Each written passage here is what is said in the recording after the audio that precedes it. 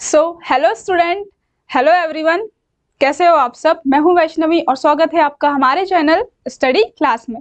जैसा कि आज हमने देख लिया है हमारा टॉपिक है आज का एमपी डीएलएड का प्रथम वर्ष का विषय भाषा बोध एवं प्रारंभिक भाषा का विकास। जी हाँ, हमारा जो विषय है भाषा बोध एवं प्रारंभिक भाषा का विकास की इकाई 9, इकाई यूनिट कितनी 9 आज हम पढ़ेंगे, जिसका नाम है कक्षा शिक्षण की योजना एवं आकलन। कक्षा शिक्षण की योजना एवं आकलन, ठीक है। तो इसके बारे में हम इस चैप्टर में हम क्या क्या पढ़ेंगे। सबसे पहले हम देखेंगे इसकी अंक योजना के बारे में। हाँ, क्यों जरूरी है भाई अंक योजना पढ़ना, ब्लूप्रिंट के हिसाब से पढ़ना क्यों जरूरी है, ताकि हमें पता चले कि इकाई कितनी इंपॉर्टेंट है, कितने मार्क्स के इसमें प्रश्न आने वाले हैं, है ना, लॉन्ग आने वाले, शॉर्ट्स आने वाले हैं, ठीक है। तो आइए हम देखते हैं इसके ब्लूप्रिंट के बारे में। तो अंक योजना हमारी कैसी है, इस प्रकार से हमारी अंक योजना है। टोटल अंक है 3, कितने हैं 3, कुल अंक कितने हैं इस यूनिट पे 3, जिसमें से वस्तुनिष्ठ जो है वो 1 मार्क्स का आने वाला है, जो एमसीक्यू टाइप्स क्वेश्चन रहेगा, और 2 अंक का एक प्रश्न आने वाला है, 2 अंक का एक प्रश्न आने वाला है, जिसमें आपको लगभग 30 शब्दों में हमारा आंसर लिखना पड़ता है, ठीक है। अब हम बढ़ते हैं नेक्स्ट टॉपिक पे। उससे पहले मैं आपको थोड़ा बता दूं कि अगर आपको एमपी डीएलएड की संपूर्ण एवं 100% तैयारी करनी है तो आप हमारा जो संपूर्ण कोर्स है उसे परचेस कर सकते हैं, जिसमें आपको क्या क्या मिलेगा। इसमें आपको मिलेगा नोट्स, पीवाईक्यूज, क्वेश्चन आंसर्स, है ना, previous year question answers provide किए जाएंगे, और साथ ही साथ वीडियो लेक्चर भी आपको प्रोवाइड किए जाएंगे, जिससे आपकी जो आने वाली जो परीक्षाएं हैं वो उसकी तैयारी आपको पूरी करा दी जाएंगी। कोर्स वैलिडिटी रहेंगी 1 ईयर की। हाँ, आप 1 साल तक क्या है पूरा कोर्स पढ़ सकते हैं, ठीक है। अगर आपको कोर्स परचेस करना है तो इसी वीडियो के डिस्क्रिप्शन में ऐप लिंक दी है, ऐप डाउनलोड कीजिए और कोर्स को परचेस कीजिए। बढ़ते हैं हम हमारे इंपॉर्टेंट क्वेश्चन की तरफ। सबसे पहले हमारा क्वेश्चन है, जैसा कि आपको पता है हमारे चैप्टर का ही नाम है कक्षा की योजना एवं आकलन। तो आकलन हमको समझना है, आकलन का अर्थ क्या होता है। आकलन मतलब होता है मापना या किसी भी चीज को ऑब्जर्व करना, ठीक है। तो हमारा जो फर्स्ट क्वेश्चन है आकलन का अर्थ मतलब ज्ञान, इसका अर्थ क्या होता है। तो आइए देखते हैं। ज्ञान समझ क्षमता, ज्ञान समझ और क्षमता और प्रदर्शन को किसी भी विधि से आंकना। सिंपल सी डेफिनेशन है कि किसी के ज्ञान को, किसी की समझ को, है ना, किसी की क्षमता को और प्रदर्शन, है ना, प्रेजेंटेशन को क्या करना है, किसी भी विधि द्वारा आंकना। चाहे आप लिखित कर सकते हो या फिर क्या कर सकते हो, मौखिक भी कर सकते हो। ज्ञान, नॉलेज, है ना, उसमें समझ कितनी है भाई, कैसे वो किसी चीज को क्या करता है, समझ सकता है। क्षमता, है ना, कैपेसिटी, एबिलिटी जो भी है, और प्रदर्शन, प्रेजेंटेशन स्किल्स उसकी कैसी है, ठीक है। तो सिंपल सी डेफिनेशन है, आप उसको लिख सकते हैं। नेक्स्ट क्वेश्चन आता है हमारा पोर्टफोलियो से आप क्या समझते हैं। पोर्टफोलियो का अर्थ क्या होता है कि ऐसा एक दस्तावेज, ये कोई मतलब एक रजिस्टर टाइप होता है, जिसमें किसी भी बालक की क्या होती है, अगर 1 वर्ष में, है ना, जो भी उसकी गतिविधियां है, क्या उसने प्रोग्रेस किया है ना, कैसे अंक हासिल किए हैं, उन सब का जो ब्यौरा है या फिर जो भी जानकारी है वो उस रजिस्टर में, वो दस्तावेज में क्या रहती है, इकट्ठा रहती है, ठीक है। तो आइए हम देखते हैं। पोर्टफोलियो विद्यार्थियों को अपने स्वयं के काम को आकलन, है ना, स्वयं के काम का आकलन करने और सीखने के लिए सार्थक लक्ष्य निर्धारित करता है, ठीक है। कैसे, जैसे मैंने अभी बताया कि उसमें क्या रहेगा, पूरे वर्ष भर का क्या रहेगा, डाटा इकट्ठा रहेगा, बच्चे ने कैसे, मतलब उसकी स्कूली जीवन में, विद्यालय में क्या है, उसकी कैसे प्रोग्रेस रही है ना, क्या क्या उसका काम रहा है।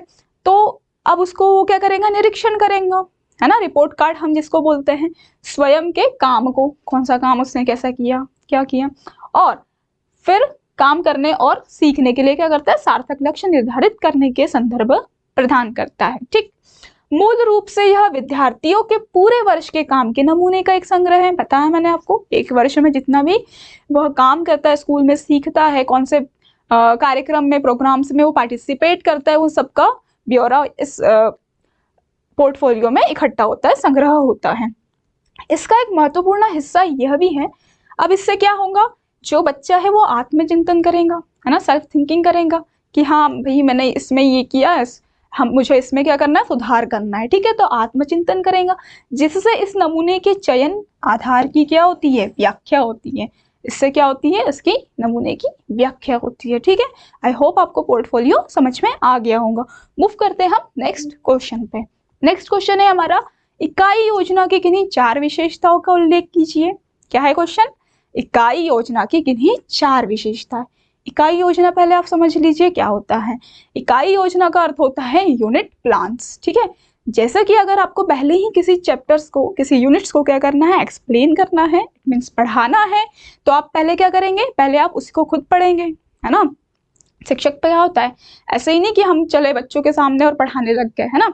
हमें सबसे पहले क्या करना है, खुद पढ़ना है। ठीक है, हमको पहले 3 वर्ड्स क्लियर होने चाहिए, व्हाट, व्हाई, हाउ। ठीक है, मतलब हमें क्या करना है, क्या पढ़ाना है, क्यों पढ़ाना है भाई, और किस वे में पढ़ाना है, मतलब कैसे पढ़ाना है। ठीक है, तो इसके लिए हम क्या करेंगे, सबसे पहले इकाई योजना बनाएंगे, मतलब यूनिट्स प्लान बनाएंगे। ठीक है, तो अब हम देखते हैं इसकी विशेषताएं।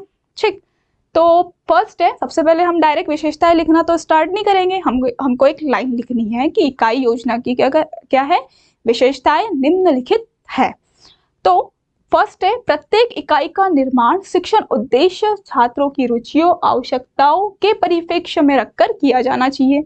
इट मीन्स अगर हमें किसी भी इकाई का क्या करना है, मैप बनाना है ना, योजना बनानी है, प्लान बनाना है, तो सबसे पहले तो क्या करना है, शिक्षण उद्देश्य, मतलब उस चैप्टर में जो भी हमारे होते हैं पॉइंट वाइज, हमें सबसे पहले क्या है, मैप्स बनाने हैं। शिक्षण उद्देश्य को ध्यान में रखकर बनाना है। छात्रों की रुचियां, है ना, बच्चों को क्या पसंद है, क्या नहीं है, उसके अकॉर्डिंग बनाना है। फिर है आवश्यकताओं के परिक्षेप्य के अकॉर्डिंग हमको रख कर क्या है, सारा प्लान बनाना है। ठीक है, नेक्स्ट है, इकाई योजना में छात्रों को स्वयं सीखने को दिया जाता है। ठीक है, इकाई योजना में क्या होता है, छात्रों को स्वयं सीखना। अब हम बनाएंगे क्या, यूनिट प्लान्स, तो हम क्या करेंगे, बच्चों को भी कुछ ऐसे टॉपिक्स देंगे कि ताकि वो भी क्या करे, कवर कर सके। ठीक है, नेक्स्ट है, जिससे क्या होता है, स्व अध्याय की भावना पैदा होती है। स्व अध्याय मतलब सेल्फ क्या करते हैं, वो भी उसका अध्ययन करते हैं। ठीक है, खुद से भी वो क्या करेंगे, पढ़ाई करेंगे। नेक्स्ट है, सामाजिक मूल्यों के साथ विचारों की अभिव्यक्ति को प्रोत्साहन मिलता है। सामाजिक मूल्यों के साथ ही क्या होता है, विचारों की अभिव्यक्त करने का भी प्रोत्साहन मिलता है। इट मीन्स अपने विचार, अब जैसे कि अगर आप अपने बच्चों को, है ना, शिक्षार्थी को, विद्यार्थियों को दूंगी कुछ टॉपिक्स, कुछ काम करने के लिए दूंगी, तो फिर उनके विचारों की भी क्या होंगे, अभिव्यक्त होंगे। वो अपने विचार भी क्या करेंगे, हमारे सामने प्रस्तुत करेंगे, रखेंगे, तो इससे क्या होगा, उनके भी विचारों का प्रोत्साहन मिलेगा। ठीक है, नेक्स्ट है, इकाई योजना द्वारा पाठ योजना को ठीक एवं क्रमबद्ध बनाना। ठीक है, मतलब इकाई योजना कैसी होनी चाहिए, हमारी पाठ योजना के अकॉर्डिंग होनी चाहिए, और इसको क्रमबद्ध होनी चाहिए कि हाँ भाई ये टॉपिक पहले, मतलब जो इंपॉर्टेंट टॉपिक है वो पहले है, या अध्याय 1, अध्याय 2, अध्याय 3, ऐसे क्या होनी चाहिए, क्रमबद्धता होनी चाहिए। नेक्स्ट है, यह शिक्षण प्रक्रिया में विषय वस्तु की क्रमबद्धता सुव्यवस्थित करती है। सेम वही क्या करती है, ये हमारे जो विषय वस्तु होती है ना, इंडेक्स बोल सकते हैं हम, या फिर जो भी सब्जेक्ट मटेरियल जो होता है वो, तो इसमें क्या करती है, क्रमबद्धता सुव्यवस्थित करती है। तो इंपॉर्टेंट टॉपिक से इकाई योजना। ठीक है, इससे क्वेश्चन बनेगा ही बनेगा। नेक्स्ट मूव करते हैं हमारे क्वेश्चन पे। नेक्स्ट हमारा क्वेश्चन है, निबंधात्मक परीक्षा प्रणाली। वेरी इंपॉर्टेंट, निबंधात्मक, है ना, ऐसे टाइप क्या क्वेश्चंस, है ना, एग्जामिनेशन जो क्या होती है हमारे, जैसे हमको इसमें बहुत सारा लिखना पड़ता है। निबंध का अर्थ ही क्या होता है, जो बंधा हुआ ना हो। निबंध का अर्थ क्या होता है, जो बंधा हुआ ना हो। ठीक है, निबंध का अर्थ आप देख लेना, जो बंधा हुआ क्या हो, ना हो। ठीक है, तो अब इसमें परीक्षा के दोष पूछा है, तो कुछ भी पूछ सकता है, या प्रणाली के गुण भी पूछ सकता है, दोष भी पूछ सकता है। ठीक है, तो इस प्रणाली में क्या होता है, विद्यार्थी को विषय का वास्तविक ज्ञान नहीं हो पाता है। हमको क्या पढ़ना है, दोष पढ़ना है। तो सबसे पहले तो क्या होता है, इसमें जो विद्यार्थी होता है उसको वास्तविक ज्ञान नहीं हो पाता है। निबंधात्मक है, इसमें स्वच्छता पूर्वक, स्वच्छंद रूप से क्या करना है, आपको विस्तार पूर्वक लिखना पड़ता है, पॉइंट वाइज लिखना पड़ता है ना। इसमें हम अपने शब्दों को अपने अकॉर्डिंग ही क्या करते हैं, लिख सकते हैं, हमारे विचारों को हम उसमें प्रस्तुत करते हैं। तो क्या है, विषय का अगर वास्तविक ज्ञान नहीं हो पाता है इसमें हमको। फिर है, इस परीक्षा प्रणाली में विश्वसनीयता का अभाव होता है। विश्वसनीयता का अभाव कैसे होगा कि भाई जब आपको ऐसे ही टॉपिक्स दिया रहेगा तो आप उसमें मतलब जैसे होता है पैराग्राफ लिखते हैं हम, अब जो चेक करने वाला है कॉपी है ना, तो वो क्या देखेगा भाई पॉइंट वाइज है तो भाई हम फटाफट चेक कर लेते हैं। लेकिन अगर आप बहुत पैराग्राफ लिख रहे हो तो इसमें क्या होता है कि कभी हम कुछ लिख लेते हैं, कभी हम कुछ गड़बड़ी कर देते हैं, है ना, टॉपिक से रिलेटेड, तो ये होता है उसमें। तो विश्वसनीयता का क्या होता है, अभाव होता है। फिर है इस परीक्षा प्रणाली द्वारा बालक की योग्यता का वास्तविक मूल्यांकन नहीं हो पाता है। सेम भाई, अब सबने तो सेम सेम लिखा है ना, रियल क्या नहीं हो पाता, इसमें मेजरमेंट नहीं हो पाता है, मापन नहीं हो पाता है। क्यों? क्योंकि अब सबने लिख लिया है ना, बहुत सारा लिखते हैं हम, विस्तार पूर्वक लिखते हैं, तो जो चेक करने वाला है वो भी चेक नहीं कर पाता है, ज्यादा थोड़ा थोड़ा देखेगा, तो इसमें क्या होता है, वास्तविक मूल्यांकन नहीं हो पाता है। नेक्स्ट है इस परीक्षा प्रणाली में बालक की सफलता संयोग पर निर्भर करती है। भाई संयोग पे, भाई होगा तो ठीक, नहीं होगा तो ठीक, ठीक है। नेक्स्ट है इस परीक्षा में से जो प्रश्न पत्र बनाए जाते हैं उनमें पूरे पाठ्यक्रम से प्रश्न पूछा जाना संभव नहीं हो पाता है ना। निबंधात्मक है, अब होता है बहुत सारा लिखना है तो कभी क्वेश्चंस कम होते हैं, कभी क्वेश्चंस ज्यादा होते हैं, और पूरे पाठ्यक्रम में से है ना, पूरे करिकुलम में से भी प्रश्न पूछना उतना ज्यादा इंपॉर्टेंट नहीं हो पाता है, या संभव नहीं हो पाता है क्वेश्चंस को रखना। ठीक है, तो आई होप आपको निबंधात्मक परीक्षा प्रणाली के दोष भी समझ में आ गए होंगे। अगर आपको कोई भी डाउट्स है तो आप कमेंट्स करिएगा। ठीक है, नेक्स्ट क्वेश्चन पे आते हैं।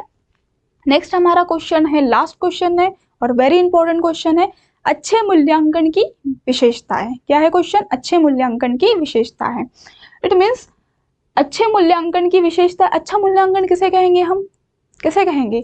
जैसे कि अगर कोई क्वेश्चन है ना, अगर हम लिखते हैं, हमने अगर पूरा डिटेल में लिखा, पूरा पॉइंट वाइज लिखा, तो हमको क्या होना चाहिए, अच्छे मार्क्स मिलने चाहिए, है ना। तो ये होता है अच्छा मूल्यांकन। अब इसकी विशेषताएं देख लेते हैं। सेम वही, आपको पहले पूरा विशेषताएं नहीं लिखना है, पहले क्या लिखना है, क्वेश्चंस लिखना है। तो एक अच्छे मूल्यांकन में निम्नलिखित विशेषताएं पाई जाती है। सबसे पहला है वैधता, है ना। वैधता मतलब हमारा जो मूल्यांकन है भाई वो वैध रूप से होना चाहिए। ऐसा नहीं कि हमने सब लिखा और हमको कम मार्क्स मिल रहे हैं, ठीक है, आगे फिर 3 मार्क्स का क्वेश्चन है तो हमको 2 ही मार्क्स मिल रहे हैं, तो ऐसा नहीं होना चाहिए। जिस उद्देश्य का मूल्यांकन करना हो उसी उद्देश्य का क्या होना चाहिए, मूल्यांकन अगर हो जाता है, और जिन जिन साधनों से होता है, ठीक है, क्या है डेफिनेशन, क्या है या फिर थ्योरी क्या है, जिस उद्देश्य का मूल्यांकन करना हो उस उद्देश्य का यदि मूल्यांकन हो जाता है और जिन साधनों से मूल्यांकन किया गया है तो उन्हीं साधनों को हम क्या कहते हैं, वैध साधन कहते हैं। ठीक है, नेक्स्ट आता है विश्वसनीयता। इसकी एक विशेषता भी ये भी है कि इसकी क्या है, विश्वसनीयता है अच्छे मूल्यांकन की। छात्रों द्वारा प्राप्त अंकों में विचलन नहीं होता। छात्र द्वारा जो प्राप्त अंक होते हैं, क्या है, छात्र द्वारा जो अंक प्राप्त है उसमें विचलन नहीं होता है, चाहे वो पूर्ण मूल्यांकन किया जाए, चाहे क्या किया जाए, पूर्ण मूल्यांकन किया जाए, या अंक प्राय एक से रहते हैं। इट मीन्स अगर आपने क्या किया है, पहले मूल्यांकन कर लिया, फिर अगर उसका पुनर्मूल्यांकन किया तो इसमें कोई भी क्या नहीं होता है, मार्क्स की कमी या ज्यादा नहीं होती है। तो इसलिए क्या होता है, ये विश्वसनीयता होती है। फिर आता है वस्तुनिष्ठता, है ना। वस्तुनिष्ठता, परीक्षक की रुचियों, भावनाओं आदि का मूल्यांकन पर भी प्रभाव नहीं पड़ता और यह पक्षपात रहित होता है। पक्षपात रहित मतलब किसी भी पक्ष में नहीं होता है, वस्तुनिष्ठ होता है। ठीक है, नेक्स्ट है व्यापकता। परीक्षा का क्षेत्र संकुचित नहीं होता। परीक्षा का जो क्षेत्र है वो क्या होता है, संकुचित नहीं होता। संकुचित का अर्थ होता है कम नहीं होता, या संकुचित मतलब क्या बोलेंगे उसको, कम, है ना। संकुचित नहीं होता, व्यापक होता है मतलब बड़ा होता है। ठीक है, पाठ्यक्रम के संपूर्ण अंश की परीक्षा होती है। हाँ, इसमें क्या होती है, पाठ्यक्रम के संपूर्ण अंश के मतलब पूरा पूरा जितना भी हमारा पाठ्यक्रम है सबका क्या होगा, उसमें परीक्षा होगी, सभी चीज की परीक्षा होगी। नेक्स्ट आते हैं, हमारा नंबर 5 है एक उपयोगिता। क्या है हमारा 5th, उपयोगिता मतलब एक अच्छा मूल्यांकन जीवन में समृद्ध होता है। एक अच्छा मूल्यांकन क्या होता है, जीवन में समृद्ध होता है, मतलब अच्छा होता है। ठीक है, आई होप आपको क्वेश्चन समझ में आ गया होगा। वेरी इंपॉर्टेंट क्वेश्चन है, पेपर में आता ही आता है डेफिनेटली। ठीक है, अब अगर आपको कोई भी किसी भी चीज में डाउट्स हो तो आप पूछ सकते हो, कमेंट्स कर सकते हो। और उससे पहले मैं आपको बता दूं कि अगर आप फिर से अगर आप MPDLED की तैयारी करना चाहते हो, 100% तैयारी करना चाहते हो, तो आप हमारा प्रथम वर्ष एवं द्वितीय वर्ष का कोर्स, संपूर्ण कोर्स आप परचेस कर सकते हो, जिसमें क्या मिलेंगे आपको, सेम वही नोट्स प्रोवाइड, क्वेश्चन आंसर्स, है ना, हैंड रिटन नोट्स प्रोवाइड किए जाएंगे आपको, MCQs प्रीवियस ईयर क्वेश्चंस आपको प्रोवाइड किए जाएंगे, और साथ ही साथ मैराथन क्लासेस, वीडियो लेक्चर भी प्रोवाइड की जाएंगी। ठीक है, कोर्स वैलिडिटी मैंने बता दी 1 ईयर की रहेगी। कोर्स परचेस करना बहुत आसान है, इसी वीडियो के डिस्क्रिप्शन में जाना है, ऐप लिंक दी है, ऐप डाउनलोड कीजिए और हमारा कोर्स परचेस कीजिए। सो मिलते हैं नेक्स्ट वीडियो में, तब तक देखते रहिए हमारा अपना channel study class. Thank you, धन्यवाद।